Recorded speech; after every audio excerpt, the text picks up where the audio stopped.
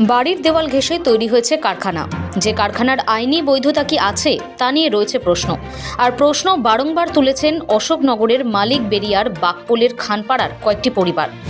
ঘটনার সূত্রপাত বছরখানেক আগে। আনসার আলী খানের পরিবার সহ বেশ কিছু পরিবার বসবাস করে এই খানপাড়ায়। আনসার আলী খানের বাড়ির দেওয়াল ঘেঁষেই আচমকাই একটি কম্পিউটারাইজড এমব্রয়ডারি কারখানা তৈরি করে এলাকারই বাসিন্দা ফজলু খান ও আরাবুল খান।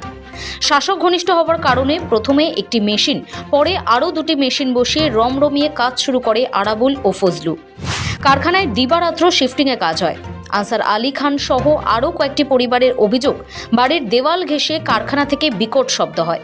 ফলে বাড়ির মধ্যে কথা বলতে গেলে উচ্চস্বরে কথা বলতে হয় সবাইকে। বাড়িতে মাধ্যমিক পরীক্ষার্থী, উচ্চ মাধ্যমিক পরীক্ষার্থীদের পড়াশোনা প্রায় লাটে উঠেছিল।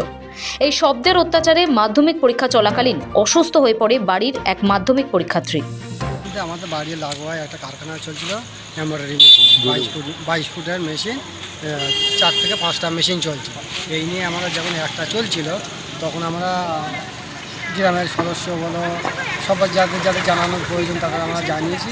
জানানোর পরে ওরা লোক পাঠিয়েছিল যে এরকম বাড়ির লাগোয়ায় এরকম কারখানা চলছে, যেন এই জন্য না হয়।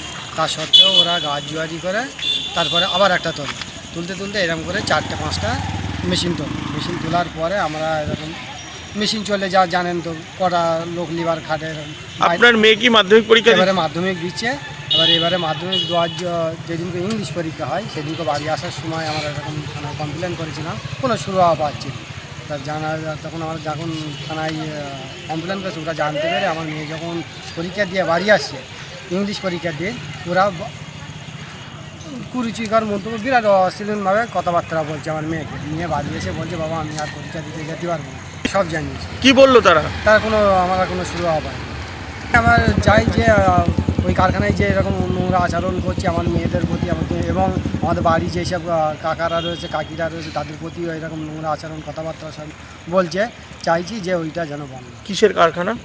হচ্ছে এমব্রয়ডারি মেশিন। কারখানার মালিককে জানিয়েছেন? সব জানিয়েছে। আপনাকে হুমকি দিচ্ছে? হুমকি দিচ্ছে, হ্যাঁ। আমরা বলতে যাচ্ছি তখন হুমকি দিচ্ছে। গত 1 বছর আগে আমার একটা চাচাতো ভাইকে হাতও ভেঙে দিয়েছে। কে? ওই কারখানার যে মালিক। তার নাম কি? আরাবুল। থানায় জানি। থানা কি করছে? থানা কোনো আমরা জানাচ্ছি কোনো সুরাহা পাচ্ছি না। আমরা এতটাই আতঙ্কিত যে আমাদের বাড়ির মহিলারা কেউ বাড়ি হতে পারছে না বাইরে।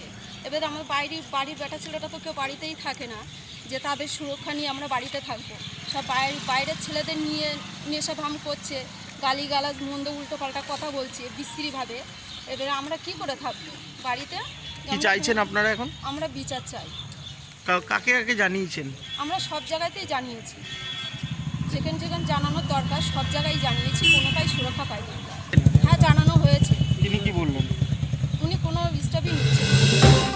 শব্দের নির্যাতনে অতিষ্ঠ হয়ে ওই সমস্ত পরিবারের খুদে বাচ্চারা বারাসাত আদালতের সামনে প্ল্যাকার্ড হাতে বিক্ষোভ দেখায়। আমরা একটা সমস্যার জন্য এসেছি যে আমাদের পড়াশুনো করতে চাই, আমরা পড়াশুনো করতে পারছি না। আমাদের বাড়ির পাশে আর কি মেশিন আছে, বড় মেশিন, তার জন্য পড়াশুনো করতে পারছি না। খুব আওয়াজ, বিকট আওয়াজ।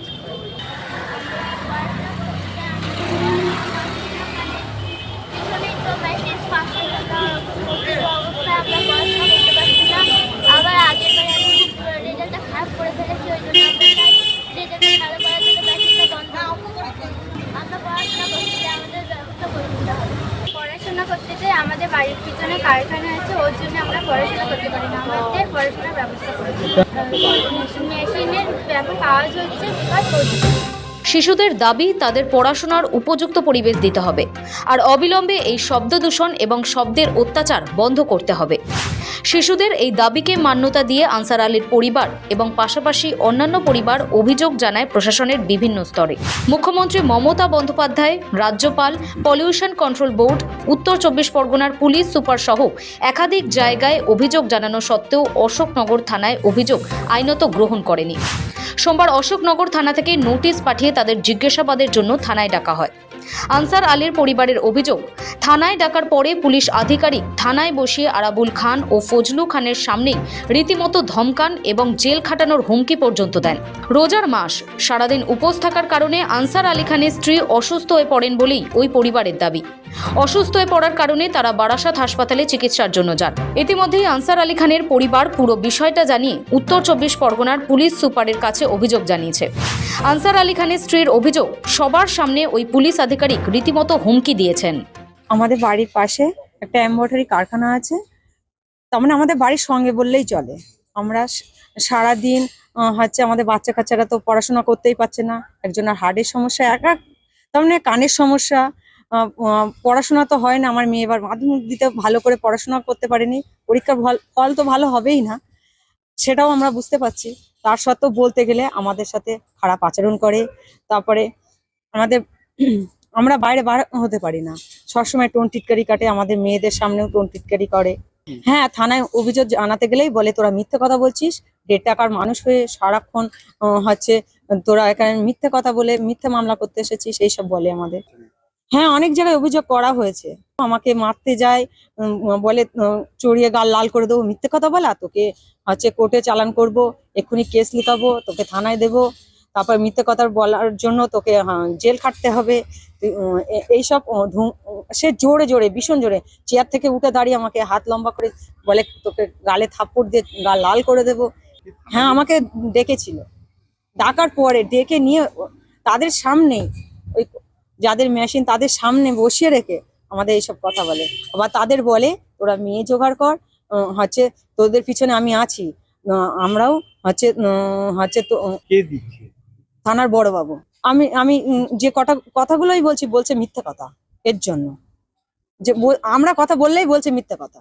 হ্যাঁ, বলছে চর মেরেই হচ্ছে তো মুখ লাল করে দেবো, তো ওরা হুমকি দিচ্ছে। আর উত্তেজিত ভীষণ চড়া ভাবে, এমনকি চেয়ারতে উঠে এসে আমাকে মারতে যাচ্ছে, বলে মহিলা পুলিশ ডাক, ওকে লাঠি নিয়ে আয়, ও লাঠি চার্জ করতে হবে, এইসব বলছে। যদি আনসার আলী খানের স্ত্রীর অভিযোগ সত্যি হয়, সেক্ষেত্রে একটা প্রশ্ন থেকেই যায়, কী কারণে পুলিশ আধিকারিক তাদের অভিযোগ গ্রহণ না করে অভিযুক্ত আরাবুল ও ফজলু খানের সামনে ধমকালেন অভিযোগকারিনীকে। ইতিমধ্যে প্রশ্ন উঠতে শুরু করেছে, তাহলে কি আরাবুল ও ফজলু শাসক দল ঘনিষ্ঠ বলেই পক্ষপাতিত্ব করছেন পুলিশ? এখন দেখার প্রশাসন কি ব্যবস্থা নেয়, নাকি অসহায়ভাবে এই পরিবারকে সহ্য করতে হবে এই শব্দ যন্ত্রণা। ব্যুরো রিপোর্ট, সময় কলকাতা।